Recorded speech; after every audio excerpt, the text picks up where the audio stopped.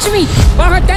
What the fuck? Anmol केसीको जेयू in the top movies हिजो नै सिनेमा घरमा लागिसकेको छ अनि हिजो नै मैले मुभिज हेरेर भिडियो बनाइसकेको छु अनि त्यो भिडियो च्यानलमा छ अनि त्यो भिडियो धेरै जनाले मन परेन अनि कमेन्टमा नराम्रो कमेन्टहरु गर्नु भएको थियो त्यसैले त्यो भिडियोमा मुभिजको बारेमा नगर्न सक्ने कुराहरु म यो भिडियोमा कुरा गर्छु अनि तपाईहरुले यो भिडियो लास्टसम्म हेर्दिनु होला अनि मेरो च्यानल अहिलेसम्म सब्स्क्राइब गर्नु भएको छ भने प्लिज च्यानललाई सब्स्क्राइब भिडियोले लाइक शेयर कमेन्ट गरिदिनु होला यो मुभिजमा अनमोल केसी जसिता गुरुङ आचा शर्मा केदार घिमिरे भुवन केसी आदि एक्टरहरु रहेको छ भने सबैको काम भनेको राम्रो छ हैन दामी काम गरेको छ यो मुभिज 3 घण्टा माथिको मुभिज हो अनि यो मुभिज हेर्दाखेरि कतै बोरिङ फिल हुँदैन सुरुदेखि लास्टसम्म एकदम बाँधेर राखेको हुन्छ अब बीचमा कतै यताउता अलिकति बोरिङ फिल हुन्छ किन 3 घण्टा माथिको मुभिज हो न त मुभिज भनेको एक लाइनमा भन्दाखेरि मुभिज राम्रो हो अनमोल केसीको स्टारडम हेर्नु छ भने सिनेमा हल जानु बिहानको शो भनेको हाउसफुल अनमोल केसीलाई धेरै जनाले मन पराउँछ धेरै जनाले मन पराउँदैन धेरै जनाले हेट गर्छ त जे गरे पनि तो मन पराउने न मन पराउने सबै जनाले मुभिज हेर्न जान्छ त्यसले गर्दा नै अनमोल केसीको सबै मुभिज भनेको हाउसफुल हुन्छ बिहानदेखि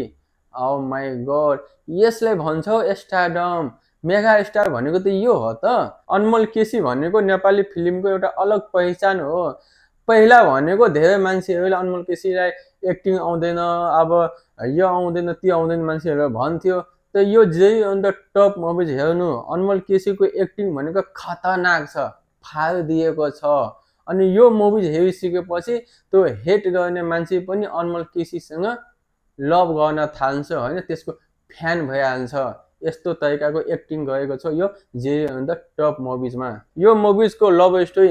दामी छ जसिता गुरुङ आचा शर्मा अनमोल केसी यो तीन जनाको बीचको जो लभ स्टोरी देखाएको छ नि त त्यो लभ स्टोरी भनेको खतरनाक तरिका देखाएको छ मान्छेले अट्याच गर्ने लभ स्टोरी देखाएको छ अनि जसिता गुरुङको जो लभ एंगल छ नि त त्यो भनेको इमोसनल गरिदिने लभ एंगल देखाएको छ यो मुभिजमा यो मुभिजको कमेडी दामी छ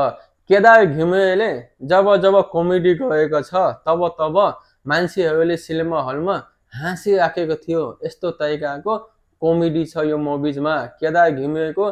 काम पनि राम्रो गरेको छ भुवन केसी र अनमोल केसी यो मुभिजमा बो छोरा हुन्छ अनि बो छोराको सम्बन्ध भनेको राम्रो तरिकाले देखाएको छ भुवन केसी जहिले पनि आफ्नो छोरा अनमोल केसीसँग जितिराखेको हुन्छ या त्यो गेम होस् या त्यो रेस होस् जे चीजमा पनि भुवन केसी आफ्नो छोरासँग जितिराखेको हुन्छ अनि एक दिन अनमोल केसीले बुवासँग जित्नु पर्छ तर के चीजमा जित्ने हो अनि त्यसलाई थाहा हुन्छ कि मेरो बाउले यो चीजमा जितेको थिएन हैन सफल हासिल गर्नु भएको थिएन हार मानेको थियो अनि अब त्यही चीजमा अनमोल केसीले जित्छ अन्त कसरी जित्ने अनि त्यहाँबाट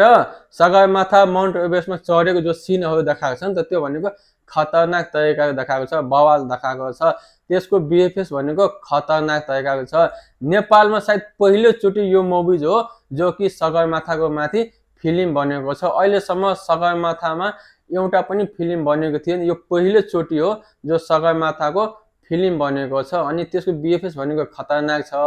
यो मुभिजको सिनेमाग्राफी भनेको खतरनाक छ यो मुभिजमा 3-4 वटा गीतहरु छ त्यो गीतहरु पनि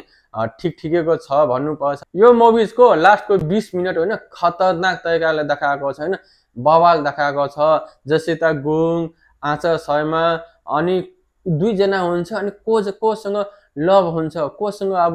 बिहे हुन्छ अनि सगरमाथामा उनीहरु चढ्छ उनीहरु सफल हुन्छ कि हुँदैन यो सबैको लागि तपाईहरुले यो मुभिज नै हेर्नु पर्छ यो मुभिजबाट एउटा चीज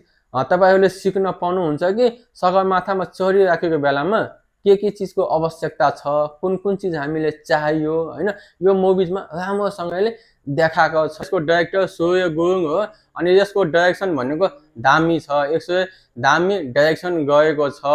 यसले राम्रो तरिकाले प्रेजेन्ट गर्नु भएको छ अनि आजको लागि यति नै तपाईहरुले यो भिडियो कस्तो लाग्यो राम्रो लाग्यो भने लाइक शेयर कमेन्ट अनि च्यानललाई सब्स्क्राइब गरिदिनु होला अनि जय नेपाल।